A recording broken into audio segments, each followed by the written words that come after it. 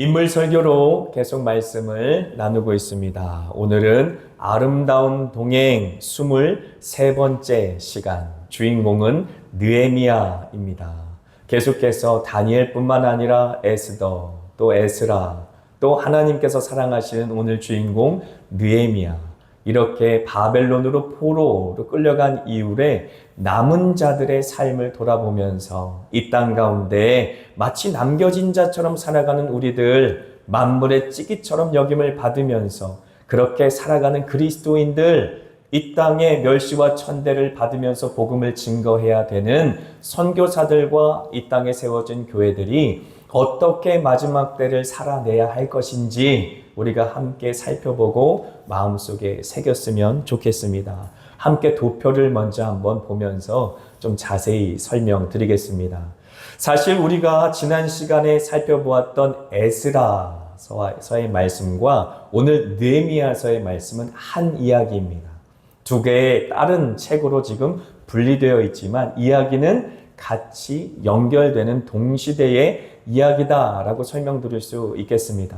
그래서 에스라서 1장부터 6장까지의 주인공은 수룹바벨입니다. 그리고 에스라서 7장부터 10장까지의 주인공은 에스라입니다. 그리고 느헤미야서 1장부터 7장까지의 주인공은 느헤미야입니다. 이렇게 남은 자들 바벨론의 포로로 끌려갔다가 다시 고토했다. 이스라엘 땅을 회복하기 위해 하나님께서 선택하시고 선별하시고 사용하신 하나님의 사람들의 이야기를 계속해서 나누고 있다라고 하는 것이죠. 특별히 수룹바벨 같은 경우는 그 이름의 뜻이 바벨론의 씨, 바벨론의 아들, 바벨론의 사람이라는 뜻입니다. 그러므로 모든 이제 바벨론으로 이주된 포로 생활을 하면서 태어난 다음 세대의 대표격이라 할 수 있겠지요. 스룹바벨은 왕족이었습니다. 다윗의 후손이었어요. 그런데 그 나라를 잃고 왕족임에도 불구하고 포로가 되어 바벨론 땅에서 살아갔지 않습니까? 그런데 하나님께서 고레스의 마음을 감동하셔서 예레미야 선지자에게 예언하신 그대로 70년 만에 다시 고토의 땅으로 돌아갈 수 있도록 스룹바벨을 세우게 되는 것이죠. 그리고 스룹바벨의 인도를 따라 1차 포로가 이제 이스라엘 땅으로 돌아갑니다. 그리고 그를 통하여 성전이 재건되어 가는데 결코 쉬운 여정은 아니었죠. 많은 대적들이 있었고 그 대적들의 방해로 말미암아 성전 공사는 16년 동안이나 중단되는 그런 아픔마저 겪었고 백성들의 마음은 낙담하였고 그리하여서 그들의 마음을 모으기가 참 쉽지 않은 상황이었습니다. 그런데 스가랴서 4장에는 무엇이라고 말합니까? 이는 힘으로 되는 것이 아니다. 능력으로 되는 것이 아니다. 오직 나의 영으로 말미암아 되는 것이다. 큰 산아 네가 무엇이냐? 스룹바벨 앞에서 평지가 되리라. 스룹바벨의 손을 통하여 기초가 놓였으니 그 손을 통하여 내가 이루리라 라고 하나님께서 약속하시고 스룹바벨을 다시 강건하게 하셔서 끝까지 하나님의 역사를 이뤄가게 하신 것이죠. 그래서 스룹바벨의 그 모든 지도력으로 말미암아 그의 믿음의 기도로 말미암아 성전이 다시 예루살렘 성에 굳건히 잘 세워지는 역사를 우리는 보게 되는 것이죠. 그런데 이게 웬일입니까? 분명히 그 땅에 성전은 재건되었는데 하나님의 영광은 다시 돌아오지 않습니다. 그래서 첫 번째 솔로몬을 통하여서 그 땅 가운데 세워진 그 성전을 보았던 나이 먹은 그 노인들이 그 성전을 바라보며 통곡하고 우는 장면을 우리는 기억하고 있어요. 그러면 우리가 항상 기억하면서 남은 자들의 인생을 바라볼 때 그 말씀을 키워드, 중요한 핵심 구절로 이해해달라라고 말씀을 드렸습니다. 분명히 하나님께서는 남은 자들을 통하여서 예루살렘을 재건하고 예루살렘에 하나님의 백성들을 다시 모으시겠다고 말씀하셨는데 옛 영광은 돌아오지 않았다라는 사실을 우리는 알 수가 있는 것이죠. 그리고 끊임없이 옛 습관, 조상들이 범한 죄로 말미암아 그들이 심판을 받았던 그 모든 조상들의 습관과 또 자기가 노예로 바벨론 땅에서 오랜 기간 잡혀 있었던 노예의 습관이 그들의 발목을 잡고 있었기 때문에 지도자들이 끊임없이 영적인 대각성 운동을 일으켜야 했고 회개 운동을 일으켜야 했고 그들은 그 모든 죄에서 떠나 하나님께로 돌아가는 회개의 역사가 반복적으로 일어나야만 했던 공동체가 바로 예루살렘으로 돌아왔던 그들이었다라는 사실을 우리는 알 수 있지요. 그래서 에스라서 7장부터 10장의 주인공은 에스라인데 그는 사실 이제 아닥사스다라는 왕의 명령을 가지고 2차 포로들을 가지고 예루살렘으로 돌아가지 않습니까? 그는 성전에 필요한 모든 인원과 재물과 행정적인 필요를 다 채웠어요. 하지만 에스라가 정말로 채웠던 것은 내적인 것이었습니다. 외적으로 아무리 성전이 화려하게 지어졌다 할지라도 내적으로 하나님의 말씀이 임하고 그 말씀에 붙들려서 하나님의 백성들이 살아가지 못할 때에 그들은 어떻게 보면 속빈 감정과도 같지 않았습니까? 그런데 학사 에스라, 하나님의 말씀을 가르치기로 작정했던 그 에스라를 하나님께서 고토의 땅으로 보내심으로 하나님의 백성들이 다시 주님께로 돌아오는 회개의 운동이 일어났다라는 사실을 우리는 알 수 있어요.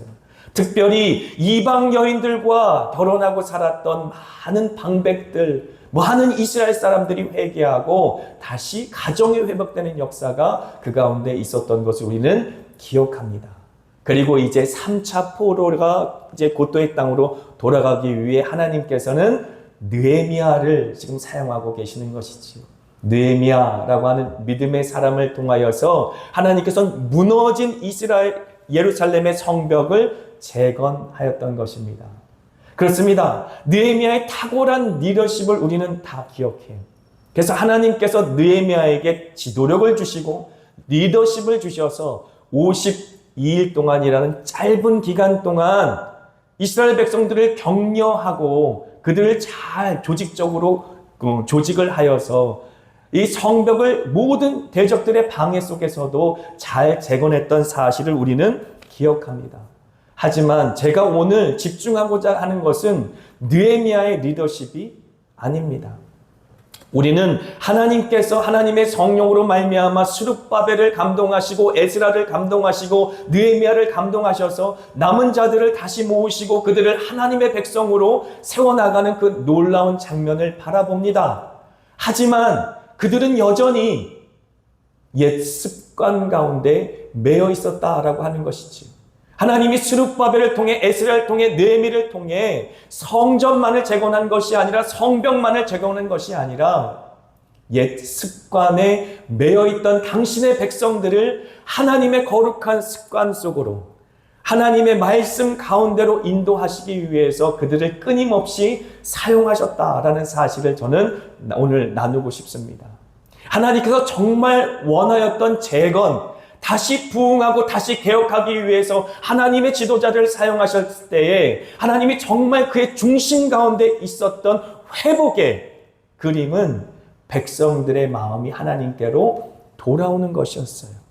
그래서 성전이 아무리 아름답게 지어졌다 할지라도 또 성벽이 아무리 튼튼하게 지어졌다 할지라도 하나님의 영광이 그 땅 가운데 돌아오지 않는 것을 탄식하며 하나님 앞에 조상 대대로 내려왔던 그 악습을 끊어내고 또 바벨론 땅의 포로로 살아가면서 이미 몸에 익숙해져 버린 세상의 풍조들을 끊어내고 하나님께로 나아갈 수 있는 그러한 회개한 하나님의 사람, 그렇게 거듭나서 하나님 앞에 새로운 심령으로 반응할 수 있는 주님의 새로운 마음으로 주님 앞에 반응하는 백성들, 그러는 백성들을 하나님 앞에 온전히 구별하여 세우기 위해 하나님께서는 스룹바벨을 사용하셨고 에스라를 사용하셨고 느헤미야를 사용하셨다라는 사실에 우리가 조금 눈을 떠서 집중했으면 좋겠습니다. 우리는 너무 일에 집중하는 경향이 있어요. 그래, 느헤미야가 52일이라는 짧은 기간 동안 드비아나 또 산발렛이라고 하는 그 큰 대적들의 방해를 통해서도 잘 그 일들을 이뤄냈대 라고 하는 그러한 일적인 측면 말고 하나님께서 도대체 느헤미야를 통해서 정말로 속사람을 어떻게 변화시켜 나갈 수 있을지 끊임없이 마지막까지 씨름하게 한 그러한 백성들의 마음을 변화시키고자 한 느헤미야의 절절한 사역의 모습이 사실 느헤미야서 후반절에 다 나오고 있는 것이지. 하나님께서는 이미 성벽을 52일 만에 중건하였다라는 내용은 이 느헤미야서 중간에 다 나옵니다. 하지만 그 후반부터 계속 나오는 것은 무엇이냐면 다시 옛 습관으로 돌아가는 이 이스라엘 백성들의 그 한탄스러운 모습을 계속해서 보여주고 있는 것이, 우리가 그 모습을 함께 한번 돌아봤으면 좋겠습니다. 자, 느헤미야서 5장 보면은요, 이스라엘 백성들은 자기의 동족에게도 고리대금을 매깁니다. 높은 이자를 매겨서 돈을 꿔줍니다. 그리고 그 돈을 갚지 못하면 그 사람들을 노예로 삼는 것이죠. 같은 백성인데 이러한 세상의 풍조를 이스라엘 돌아온 그 고토에 온 이스라엘 백성들이 행하고 있었다라고 하는 것이죠. 이것을 느헤미야는 끊임없이 하나님 안에서 싸워 그 말씀대로 백성들이 살 수 있도록 회복시켜 나가는 장면이 느헤미야서 5장에 기록되어 있는 것입니다. 그리고 9장에는 이방 사람들과 끊임없이 정치적인 연합과 결탁을 하려고 하는 이스라엘 사람들의 습관이 기록되어 있습니다. 사실 솔로몬도 그렇고요. 끊임없이 이방 여인들과 결혼한 목적이 무엇입니까? 그 가운데 예루살렘을 둘러싼 많은 이방 민족들과 화친하여 그들과 어우렁더우렁 잘 살아야 내가 여기서 안전하게 살 수 있다라는 마음이 아니겠습니까? 내가 여호와 하나님을 버리는 것은 아니지만 하나님만 믿기에는 내가 뭔가 부족하다. 세상에서도 마치 보험을 드는 것처럼 무언가 내 인생을 보장해 줄 수 있는 무언가가 있어야 되지 않겠는가라는 생각으로 이스라엘 사람들은 끊임없이 이방 사람들과 정치적으로 결탁하고 또 가정도 활짝 열어서 이방 여인을 가정 가운데 배우자로 삼는 그러한 악행을 범하였던 것을 우리는 볼 수가 있는 것이지요. 그런데 이마저도 느헤미야는 하나님 앞에 자신의 마음을 찢으며 회개하며 온 이스라엘 백성들을 회개하고 주님께로 돌아올 수 있도록 그렇게 개혁해 나가는 것이지요. 그런데 여러분 아십니까? 느헤미야서를 마무리하는 13장에는 더욱더 참혹하고 처참한 모습이 기록되어 있어요. 어떻게 보면 이제 성전도 완공되었죠. 성벽도 완공이 되었죠. 이제 하나님 앞에 하나님께서 회복된 이스라엘 백성들, 노예에서 해방되어서 하나님께서 이제 약속하셨던 그 땅으로 조상들이 아브라함과 이삭과 야곱에게 약속한 그 약속의 땅으로 돌아왔으니 하나님만 잘 섬기며 조상이 범하였던 그 모든 죄에서 벗어나서 모세와 약속했던 그 축복의 말씀을 지키면서 이제 예루살렘에서 잘 신앙생활하고 살면 될 것 같은데, 그런데 그렇지 않았다라는 사실을 느헤미야서를 마무리하면서 끝에 우울하게 느헤미야서가 마무리 짓는 것입니다. 해피엔딩이 아니다라고 하는 것이죠. 이것은 마치 우리의 신앙 여정을 닮아 있습니다. 예수 그리스도를 믿고 아멘, 예수님 내 마음속에 오세요. 내가 예수님을 주와 구주로 영접합니다 라고 신앙생활이 시작되었지만 그것은 시작에 불과하다라고 하는 것입니다. 그때부터 시작이다라고 하는 것이지. 무엇과의 시작입니까? 나와의 싸움에서 시작인 것이지. 조상 대대로 우리 대한민국을 따지고 본다면 5,000년 내려온 그 우상 숭배와 샤머니즘, 조상이 그 악습을 계속해서 수천 년 동안 내려왔던 내 아버지가, 내 조부모가 해왔던 그 모든 풍습과 풍조를 따랐던 그 모든 행태, 그것이 문화로 내 마음속에, 내 삶 속에 그대로 습관화되어 있을 터인데 그것으로 말미암아 벗어나는 그러한 노력이 우리의 신앙생활 가운데는 있어야 한다라고 하는 것입니다. 뿐만 아니라 우리가 이 땅 가운데 살아가면서도 이미 이 세상에서 교육되고 또 이 세상 가운데 내 영혼에 스며든 그 모든 세상의 풍조 속에서 우리의 마음이 하나님의 말씀으로 회복되는 역사가 일어나야 한다라고 하는 것이죠. 그래서 만약에 여기서 있는 이면필 목사 대신에 바울 사도가 설교를 한다라고 했으면 오늘 로마서 12장 1절과 2절의 말씀을 가지고 사랑하는 한마음교회 성도들에게 권면했을 것이에요. 그러므로 형제들아, 그러므로 한마음교회 성도들아, 내가 하나님의 모든 자비하심으로 너희를 권하노니 너희 몸을, 다른 거 말하는 게 아니라 우리 몸을 하나님이 기뻐하시는 거룩한 제물로 드리라. 이는 너희의 영적 예배니라 라고 권면했을 것입니다.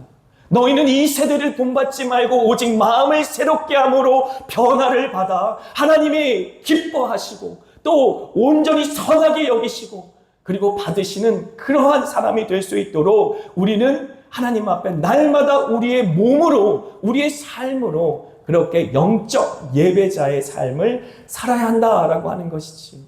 그래서 이제는 내가 없고 내 안에 살아계신 예수 그리스도만 나를 통해 살아계실 수 있도록, 이제는 내가 십자가에 못 박혀 죽었나니 라고 고백할 수 있도록, 그런즉 이제는 내가 사는 것이 아니라고 고백할 수 있도록, 내 안에 그리스도께서 나를 대신해서 사신다라는 고백이 나의 삶 가운데 하나님께 드려드릴 수 있도록 그렇게 산 제사로, 산 제물로 나의 삶을 올려드리는 것이지.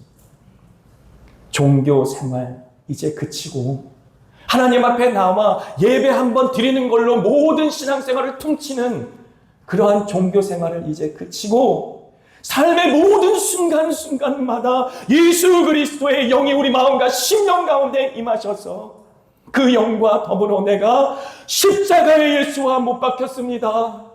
그래서 내 영이 조각조각 하나님의 산 제물로 그 번제단 위에 올려져서 주님께서 나의 인생을 쪼개시고 그 성령의 불로 내 영혼을 태우시고 내 마음과 심령 가운데 있는 그 모든 더러움과 추함을 주님의 은혜의 불길로 태우셔서 하나님이 받으시고 흠양하시는 그러한 인생으로 나를 받아주시는 그런 영적 예배자. 저는 이 영적 예배를 여러분들에게 주일 성수를 말하는 걸 말씀드리는 것이 아니에요. 헌금을 드리는 헌금 생활을 말하는 것이 아닙니다. 예수님, 나를 사랑하사 자기 몸을 찢으신 그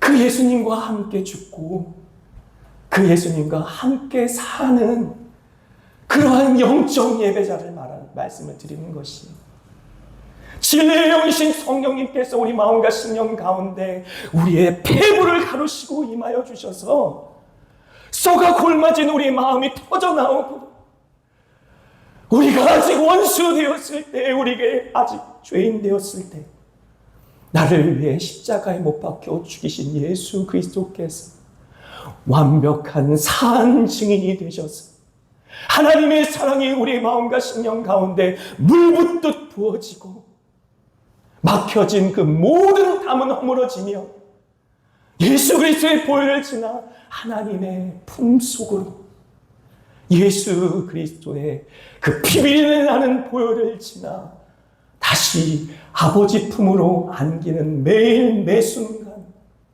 순교적 삶을 살아가며 하나님의 말씀이 성육신 되어지는 것처럼, 하나님의 말씀이 하늘에서 이루어진 것처럼 내 마음과 심령 가운데 내 삶 속에 이루어지는 하나님의 사람들, 그러한 사람들로 태어나기 위해서는 옛 습관에서 벗어나야 한다는 것이지. 느헤미야가 싸웠던 적은, 또 에스라가 싸웠던 적은, 수르바벨이 싸웠던 적은 외적인 적이 아니었었습니다. 바로 그들의 습관이었다. 그들의 습관. 끊임없이 그들의 습관과 싸우며 몸부림치며 하나님 앞에서 살려주시기를, 은혜 주시기를 그렇게 간구하였다라는 것입니다. 큰 은혜를 주신 내 예수시니 이전보다 더욱 사랑합니다.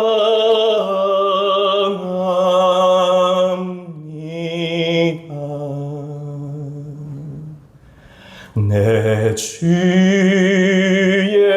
은혜 강가로 저 십자가의 강가로 내 주의 사랑 있는 곳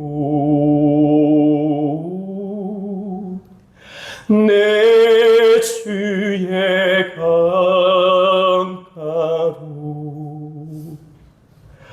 가라 나의 영혼을 생수로 가득 채우소서.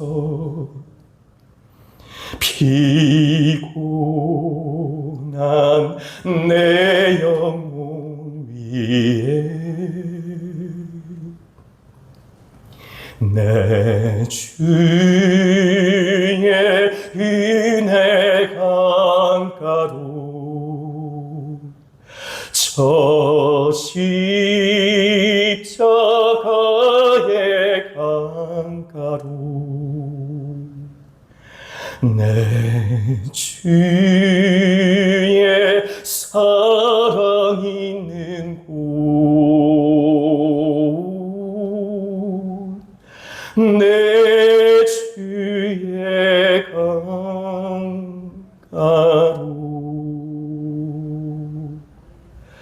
왜 슬퍼하느냐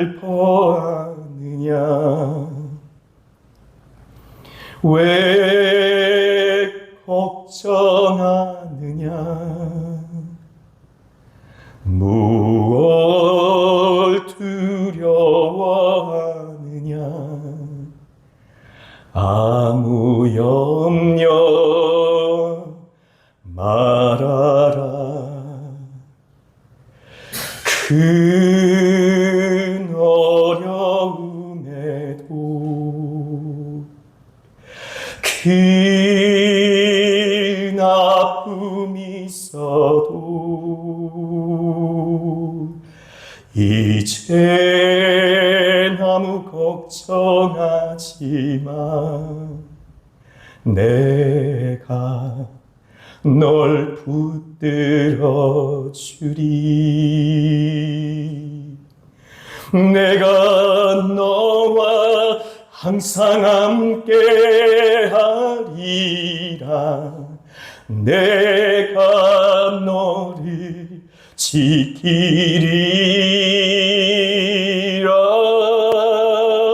실망치 말고 나를 보아라. 나는 너의 하나님이라.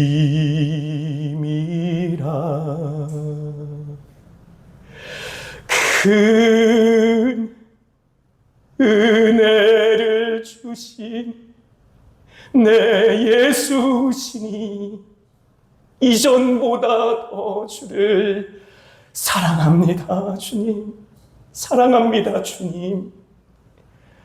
이 사랑의 고백이 이 예배의 자리에 있어야만 합니다.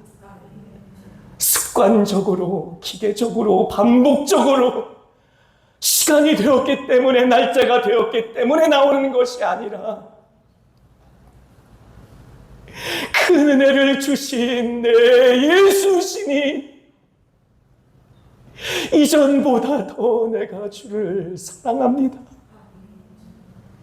이 신앙의 고백을 갖고 나와야 하는 것입니다. 하나님이 기뻐 받으시는 영적 예배, 산 제사가 바로 그것입니다. 세상과 나는 간 곳이 없고 구속한 예수만 보이는 귀한 은혜, 어쩌다 다 잃어버리고 옛 습관에 빠져버린 우리의 마음과 심령이 있다 할지라도 다시 몸부림치며 주님께로 나와야만 하는 것입니다. 우리가 옛 습관 가운데 돌아가는 것은 노력해서 되는 것이 아닙니다.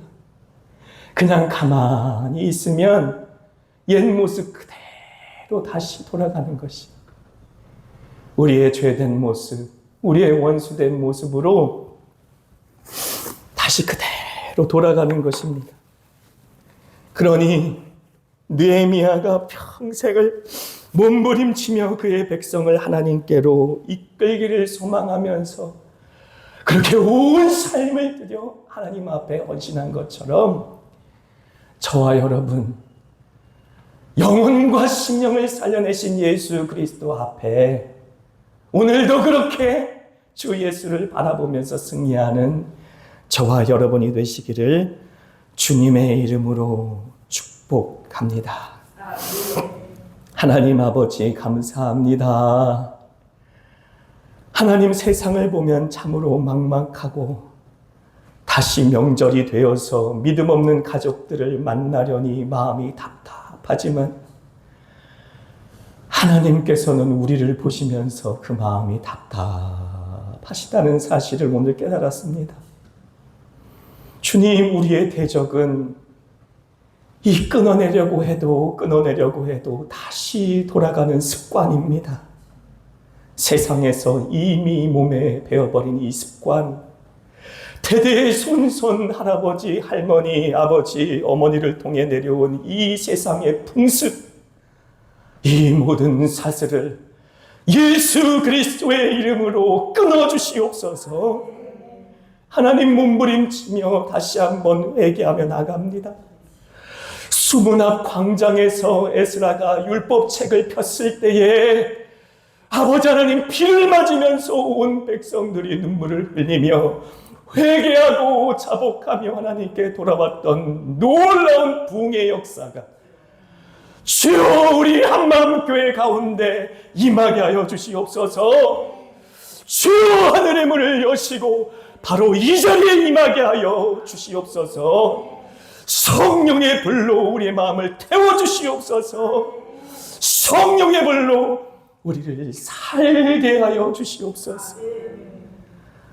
이제는 우리 주 예수 그리스도의 은혜와 하나님의 사랑하심과 성령의 내주, 감화, 감동, 교통하시는 그 은혜와 사랑이 주님의 말씀을 꼭 붙들고 이제 예수 그리스도와 함께 살기를 소망하는 주님의 착한 우리 한마음교회 성도들의 심령 위에와 그들이 파송받아 이제 믿지 않는 가정들에게 나아가 복음의 증인으로 우뚝 설 그들의 가정과 또 우리가 섬기고 기도하는 형제 교회들과 선교사님들의 그 모든 교회와 우리의 삶의 터전 위에 이제로부터 영원토록 함께 있을지어다.